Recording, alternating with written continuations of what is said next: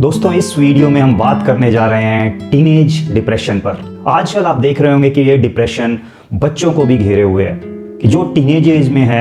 यानी कि आप 10 से 20 के बीच में आपने देखा होगा कि ये जो बच्चे हैं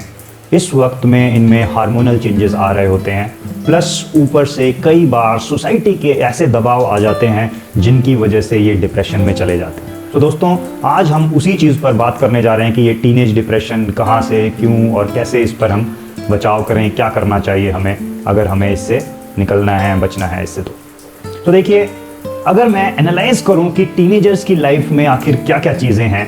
तो उन्हीं चीज़ों से आपको पता चलेगा कि जो डिप्रेशन हमारी लाइफ में आता है वो उन्हीं चीज़ों की वजह से आता है, उन्हीं लोगों की वजह से आता है जो हमारे एनवायरनमेंट में है। तो हमारे जो आसपास हैं, जब टीनेजर्स जब हम होते हैं तो सबसे पहला हमारी खुद की फैमिली,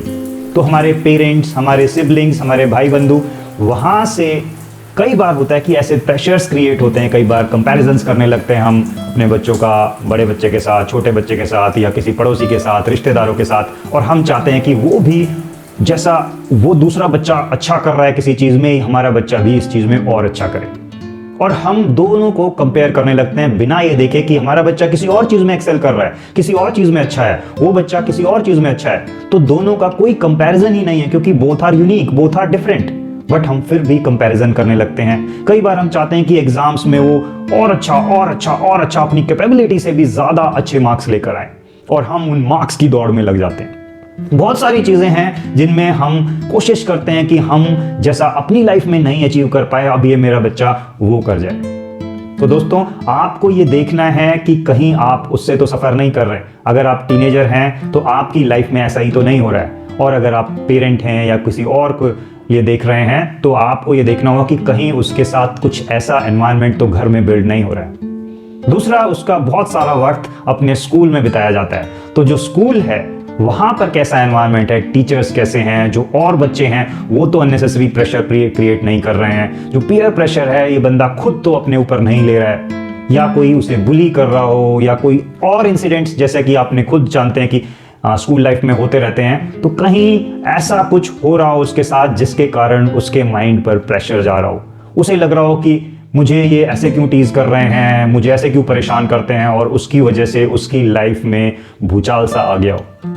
तो ये एनवायरनमेंट ठीक होना बहुत ज़रूरी है, क्योंकि ये जो टीनेजर्स हैं ये अपने इन दोनों जगह पर बहुत सारा वक्त बिता रहे हैं। तो आपके जो की मेंबर्स हैं, जो पेरेंट्स हैं, आपके दोस्त हैं, आपके टीचर्स हैं, आपके जो और स्टूडेंट्स हैं, सो वो अगर कुछ एनवायरनमेंट में गड़बड़ कर रहे हैं, या कोई आप जैसे ट्यूशन्स जाते हो वहाँ पर कुछ गड़बड़ है, कोई बुली कर रहा है, या इस टाइप की अगर सिचुएशन फेस कर रहे हो, तो जल्द से जल्द आपको किसी ना किसी से बात करनी चाहिए।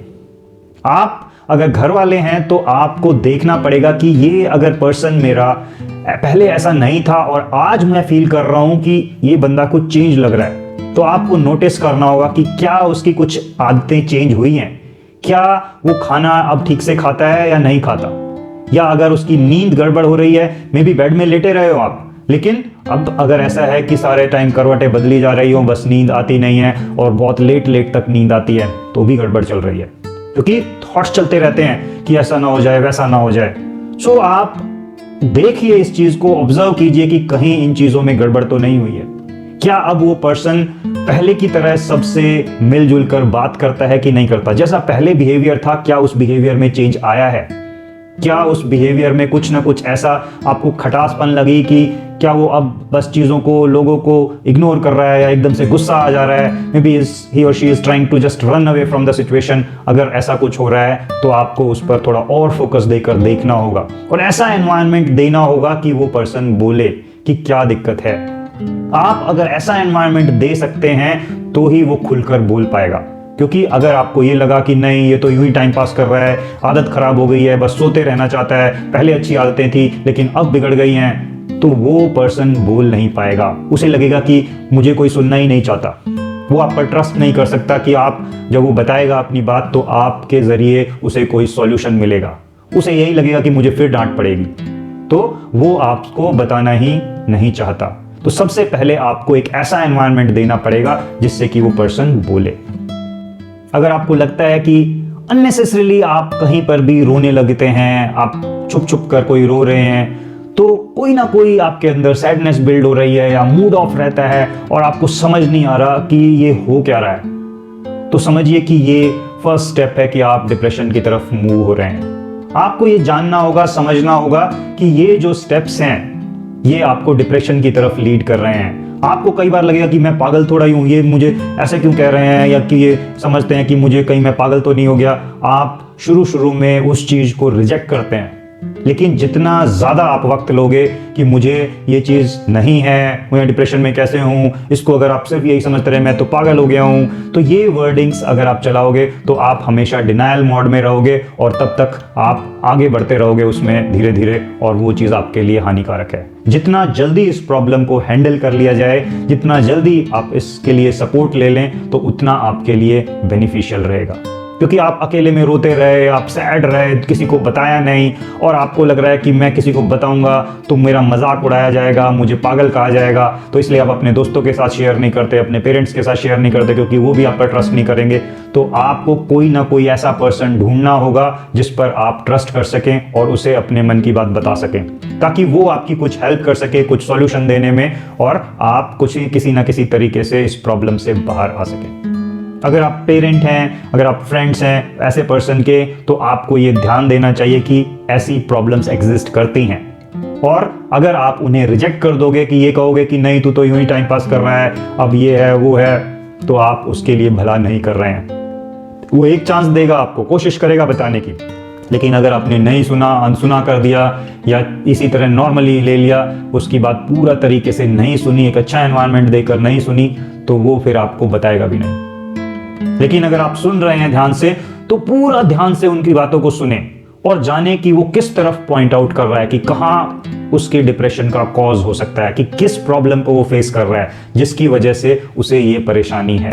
तो कहां से ये चीज ओरिजिनेट हो रही है, अगर आप उस चीज को पता लगा सकें उसकी बातों से, तो आपके लिए और उनके लिए बहुत अच्छा रह सकता है, क्योंकि आप उनको उस प्रॉब्लम से निकलने में मदद कर सकते हैं। कई बार तो इवन ये होता है कि जो इस दौर से गुजर रहा होता है उसे कुछ समझ नहीं आ रहा होता कि मेरे साथ क्या हुआ, और वो इवन अपने आप को हर्ट करने तक की कोशिश करता है।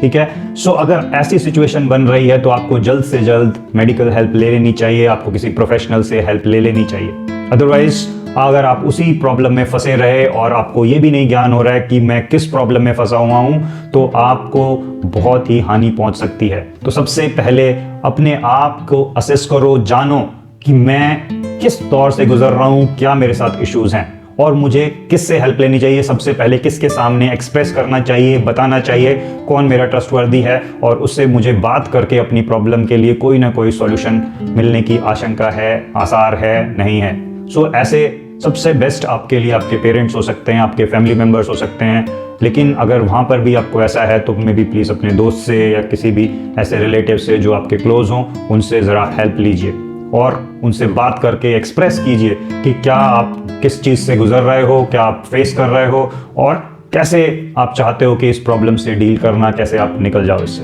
आजकल एक्चुअली हम दोस्तों और रिश्तेदारों और इवन अपने फैमिली मेंबर्स की बजाय ज़्यादा वक्त सोशल मीडिया पर, अपने गैजेट्स पर, उन चीज़ों में ज़्यादा टाइम स्पेंड कर रहे हैं कि कैसे हम फेसबुक पर, कभी यूट्यूब पर, कभी हम और प्लेटफॉर्म्स पर जैसे नेटफ्लिक्स है या कहीं और, बस अपने गैजेट्स की दुनिया में घुसे रहते हैं। और ये भी एक बड़ा कारण बनता जा रहा है, क्योंकि यहाँ पर आप उसी चीज़ पर फोकस करते हुए ऐसे ऐसे पोस्ट देख रहे हो जो आपके लिए ठीक नहीं है, प्लस आप नेचर के साथ भी कनेक्टेड कम होते चले जाते हो। पहले क्या होता था कि बच्चे खेलने जा रहे हैं पार्क में, वहाँ पर खूब हर रोज फिजिकल इन्वॉल्वमेंट हो रही है, दूसरों से बात कर रहे हैं और एक नेचर के साथ भी कनेक्शन बनता है। क्योंकि हमारी बॉडी देखिए 5 कंपोनेंट से बनी हुई है जो नेचर के हैं। अगर आप नेचर के साथ कम से कम कनेक्शन बनाते चले जाएंगे तो ऐसी प्रॉब्लम्स आने के ज्यादा चांसेस हो जाते हैं। तो आपको नेचर के साथ कनेक्शन बढ़ाना है, आपको देखना है कि आप घर में ही रिस्ट्रिक्टेड ना रहें और लोगों के साथ बातचीत करें। जितना ज्यादा हो सकता है अपने आप को एक्सप्रेस करें और चीजों को